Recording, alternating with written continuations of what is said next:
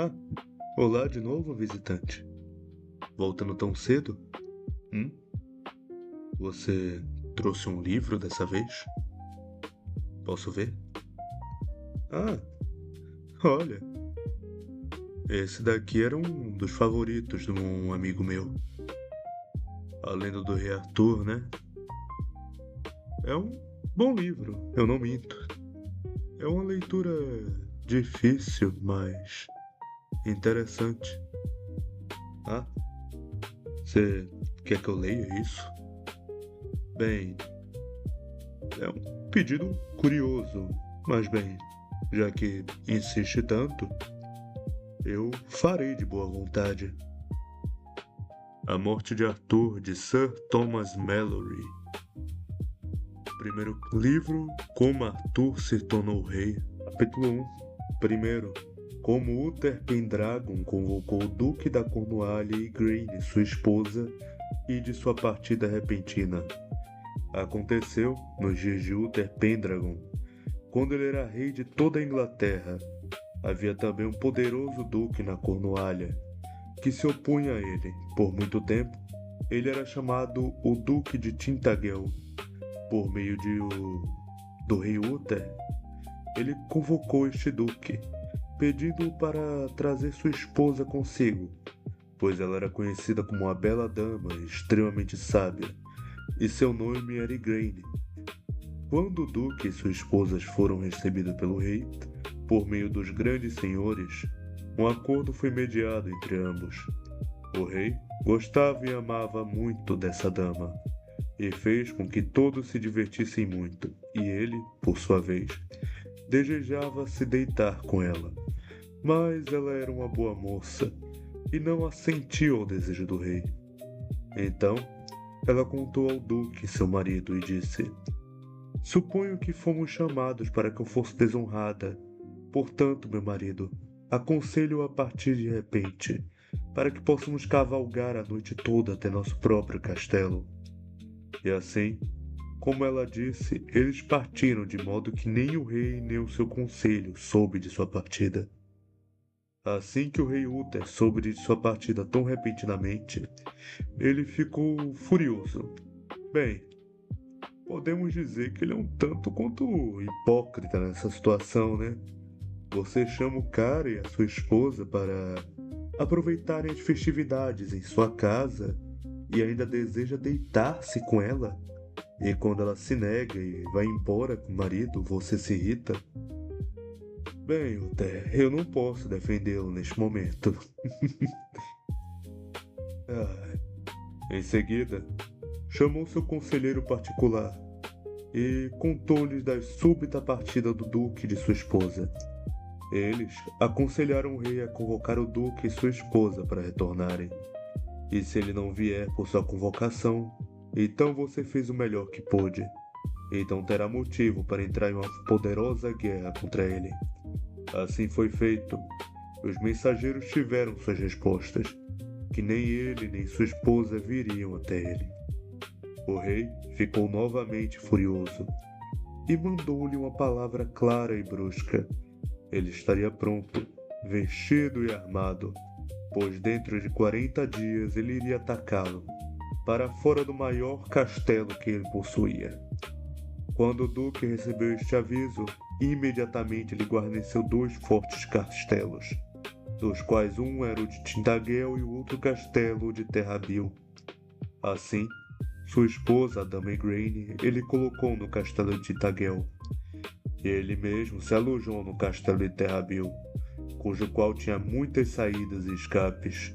Então, com enorme pressa, Uther veio com um grande exército e sitiou o castelo de Terrabil. Lá ele armou muitos acampamentos e houve uma grande guerra entre ambas as partes, e muitos foram mortos. Humanos... não. Pessoas são curiosas. Eu nunca vou entender esse tipo de coisa. Aconteceu que, por sua pura ira e por grande amor pela Igraine, o rei Uther adoeceu. Veio a ele Sir Ulfus, um nobre cavaleiro, e perguntou ao rei por que ele estava doente. Eu te direi, disse o rei. Estou doente de raiva e por amor a Bella Igraine, a ponto de ser incapaz de me sentir bem. Meu senhor, disse Sir Ulfius, procurarei Merlin e ele o fará um remédio para que satisfaça seu coração.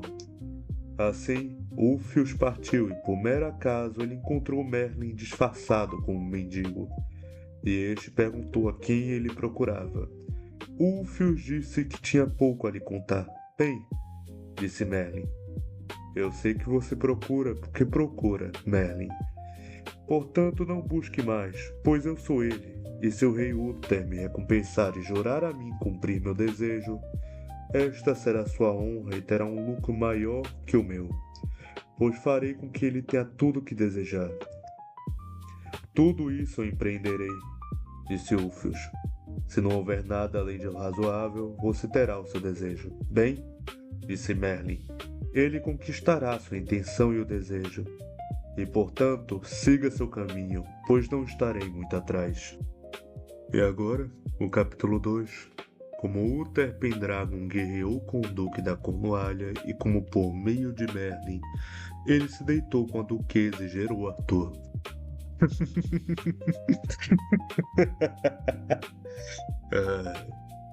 Como pode ver, visitante, os capítulos têm títulos bem curtos, não? Isso me lembra... Qual o nome daqueles desenhos japoneses? Anime, isso. Coisas como... Morre Vegeta, um orgulhoso Saiyajin, ou protagonista versus vilão do arco. Protagonista vence. Nem um pouco expositivo os títulos. Mas bem, voltando à nossa leitura, Ulfius ficou contente e viajou rapidamente até chegar ao rei Uther. E disse a ele que havia encontrado com Merlin. Onde ele está? Perguntou o rei. Senhor, disse Ulfius, ele não vai demorar muito. Logo em seguida, Ulfius soube que Merlin estava no alpendre da porta do pavilhão, com a intenção de ir ao rei. Quando o rei Uther o viu, disse que ele era bem-vindo. Senhor, disse Merlin, eu conheço cada parte de seu coração. Se você jurar a mim por ser um desejo, um verdadeiro rei ungido, e cumprir a minha vontade, você terá o seu desejo. Então o rei jurou sobre os 4 evangelistas. Senhor, disse Merlin, este é o meu desejo. A primeira noite que se deitar com Igraine, você terá um filho com ela. E quando ele nascer, que você o entregue a mim, para criá-lo com meu bem entender, pois será de maior louvor para você e melhor para o rebento, devido à grande importância desta criança. Eu o farei, disse o rei, assim como quer. Agora, prepare-se, disse Merlin. Esta noite você deve deitar-se com Igraine no castelo de Tintagel.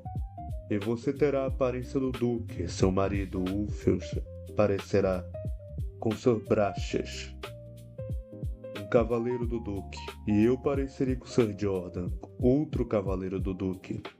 Mas espere, não faça muitas perguntas a ela e a seus homens, mas diga que está cansado, e assim deite-se com ela. E não se levante de manhã até que eu venha a você, pois o castelo de Tintagel está a 10 milhas daqui.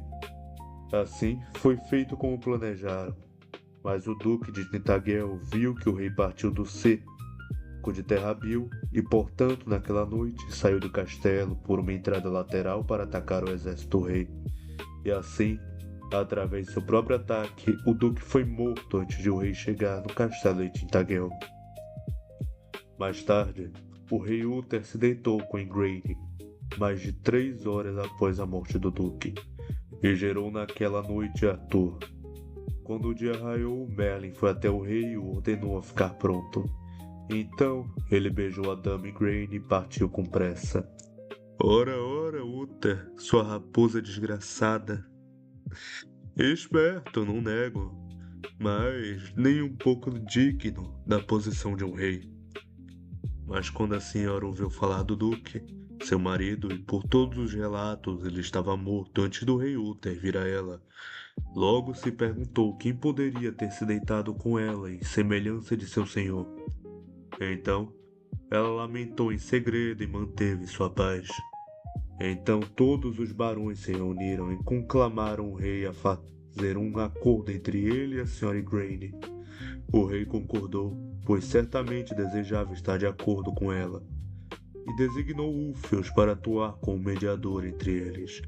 Então, por negociação, ela e o rei finalmente se encontraram. Isso será bom para nós, disse Ulfios. Nosso rei é um cavalheiro vigoroso e sem esposa, e minha dama Igraine é de extrema beleza. Seria uma grande alegria para nós se agradasse ao rei dela fazer sua rainha. Todos estavam de acordo e conclamaram o rei a concordar. Como um vigoroso cavalheiro, o rei concordou de boa vontade. Eles foram rapidamente casados em uma manhã com grande júbilo e alegria. Como um vigoroso cavalheiro, o rei Arthur concordou. Arthur, meu Deus. Mil perdões. Eu acho que adiantei demais essa parte. Como um vigoroso cavalheiro, o rei concordou com boa vontade. Eles foram rapidamente casados em uma manhã com grande júbilo e alegria. Bem, eu acho que as coisas escalaram bem rápido nessa situação. Eu sinceramente teria matado o Uther enquanto ele dormia se fosse a Igraine. Em todo caso. E o rei de Lothlórien e de Orkney se casou com Margawes, que se tornaria irmã de Sir Gawain, e o rei Nentres da terra de Garlot com Elaine. Tudo isso foi feito a pedido do rei Uther, mas a terceira irmã, Morgana Le Fay, vulgo Morgana, a fada, foi colocada na escola em um convento e lá aprendeu tanto que se tornou uma das grandes praticantes de feitiçaria. Mais tarde, ela se casou com o rei Uris. Não, tá certo. Da terra de Gore, que seria o pai de Serwain. Capítulo 3 do nascimento do rei Arthur e de sua criação. A rainha Igraine crescia cada vez mais diariamente. E aconteceu que dentro de meio ano, quando o rei Uther se deitou com a rainha, ele lhe perguntou pela fé que ela devia a ele, de quem era aquela criança dentro de seu corpo. Ela ficou muito envergonhada para lhe dar uma resposta. Não fique consternada, disse o rei, mas diga-me a verdade e eu te amarei ainda mais pela fé do meu corpo. Senhor, ela disse, eu lhe direi a verdade. Na mesma noite em que meu senhor morreu, na hora exata de sua morte, como dizem seus cavalheiros, entrou no castelo de Tagel um homem como meu senhor em fala e aparência, e com ele havia 2 cavaleiros que pareciam seus 2 cavaleiros, Brastias e Jordan. Então fui para a cama com ele, como deveria fazer com meu senhor, e na mesma noite, como jurarei a Deus, este menino foi gerado em mim. Essa é a verdade, disse o rei. Assim como você diz, pois fui eu mesmo que veio à semelhança de seu marido. Não se assuste, pois sou o pai da criança. Então ele contou-lhe como Merlin havia planejado aquilo por seu conselho. E a rainha ficou muito feliz quando soube quem era o pai de seu filho. Meu caro visitante, bem, eu acho que posso dizer que tal situação, vista de um ponto de vista externo, seria algo no mínimo aterrorizante. Imagine-se na situação de Igraine. Você acaba de perder o seu marido e, por meio de uma articulação política, se casa com um homem que ele estava a guerrear poucos dias ou semanas atrás. Você se lembra vividamente de ter passado a noite com ele. Porém, os soldados de seu marido Dizem-lhe que ele morreu naquela noite e sequer pisou no seu castelo. Porém, os seus soldados lhe dizem o contrário, e você viu com seus próprios olhos. Então, à medida que sua gravidez avança, o rei, que guerreou com seu marido, que faria de tudo para vê-lo morto, a pergunta de quem é a criança que carrega em seu ventre, e você diz o que lhe ocorreu, para então ele sorridentemente lhe dizer: Ah, era minha. Fui eu que adentrei em seu castelo, me passando por seu marido e dormi com você. No mínimo amedrontador, não? Logo depois disso, Merlin veio ao rei e disse: Senhor, você deve tomar providências para a educação de seu filho. Como quiser, disse o rei, que seja feito. Bem, disse Merlin, eu conheço um senhor nesta terra que é um homem extremamente verdadeiro e fiel, e ele se encarregará da criação de seu filho. Seu nome é Sir Hector, e ele é um senhor com terras lucrativas em muitas partes da Inglaterra e de Gales.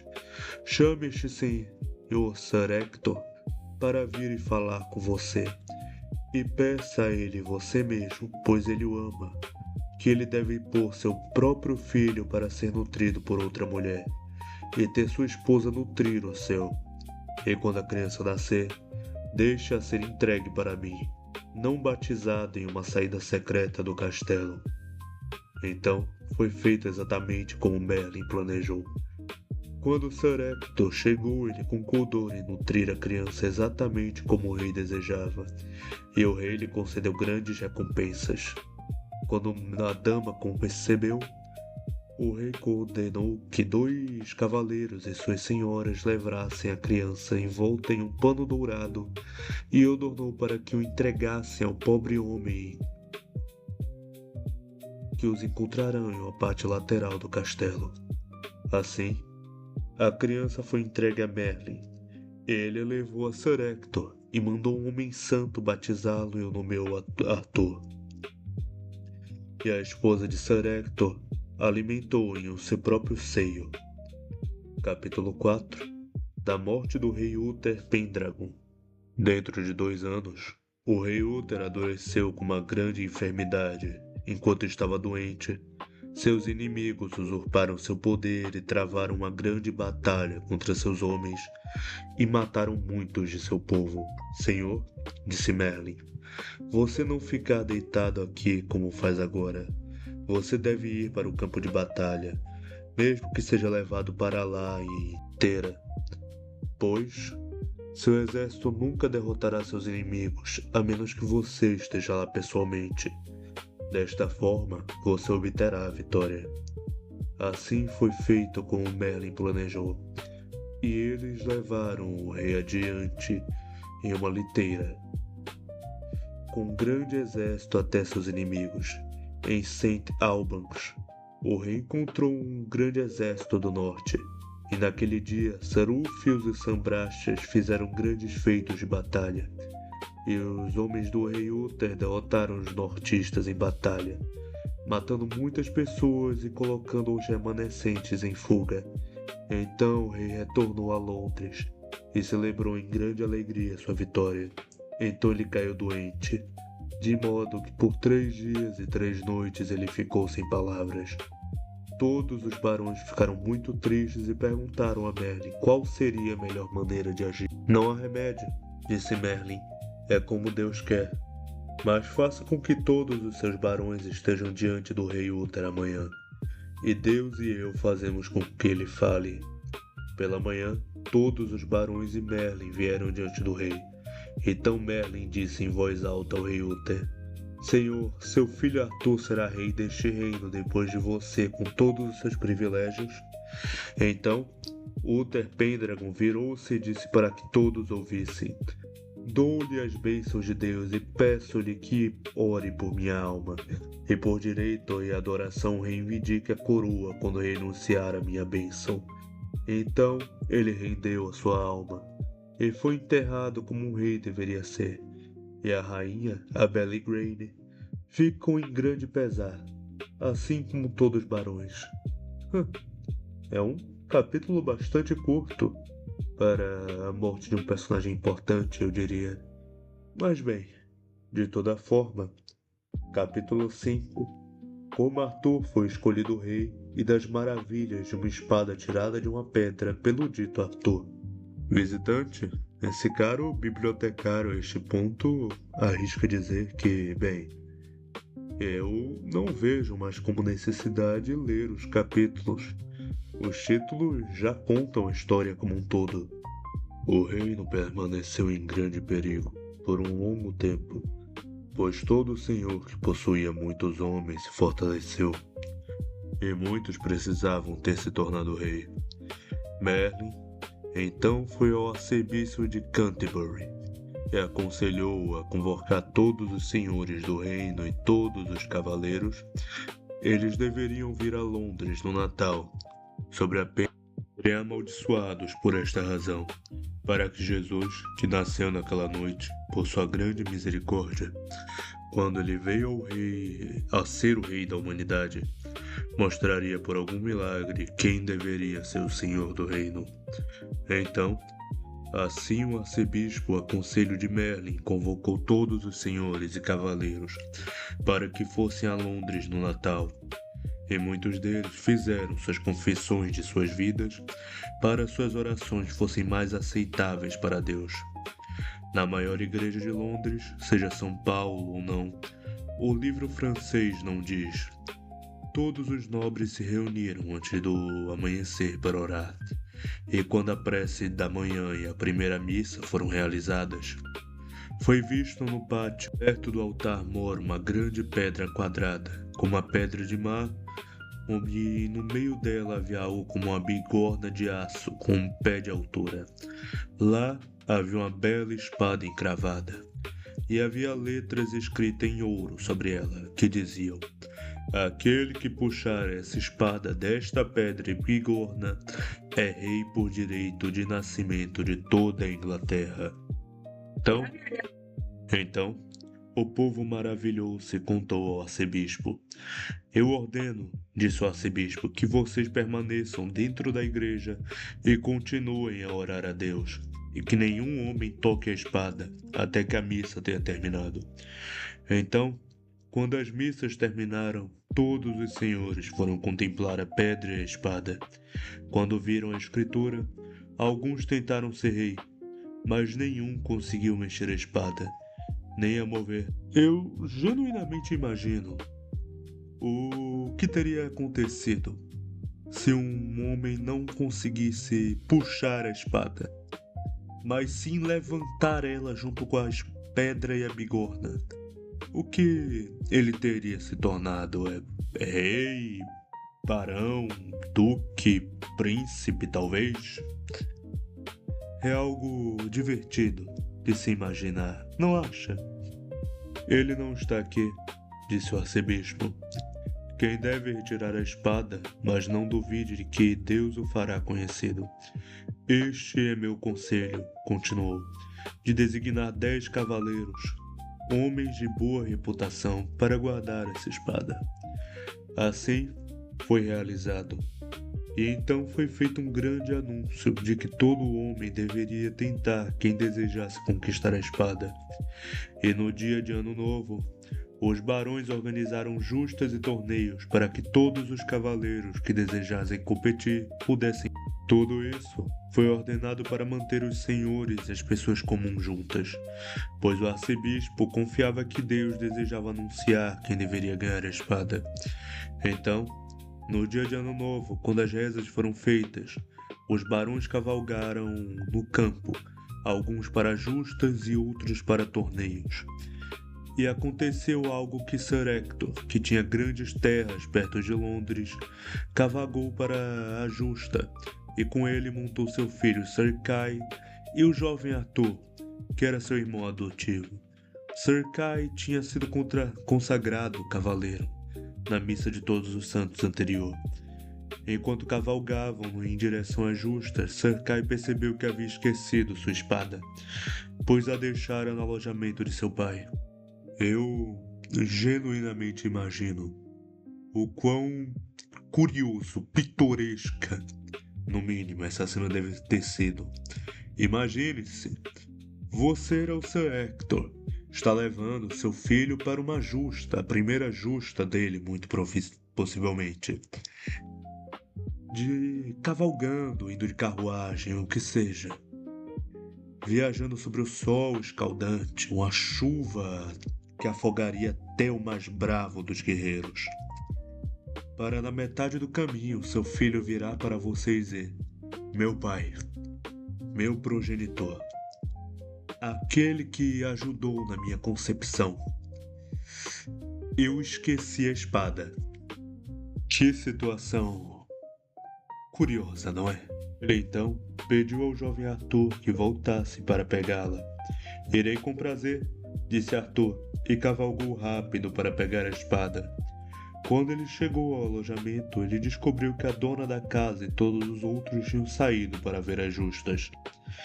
Arthur ficou aborrecido e disse para si mesmo: andarei até o pátio da igreja e pegarei a espada que sai da pedra, pois meu irmão Kay não ficará sem a espada nesse dia.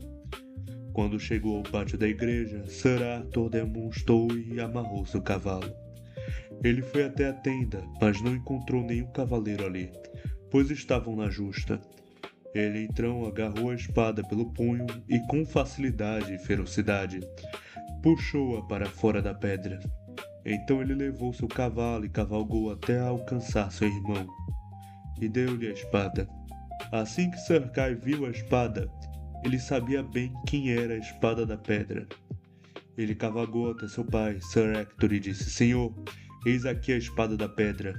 Portanto, eu devo ser o rei desta terra. Dante, deixe-me lhe conceptualizar tal cena. Você esqueceu a sua mochila. Então, pediu para o seu irmão ir lá e buscar-la para você.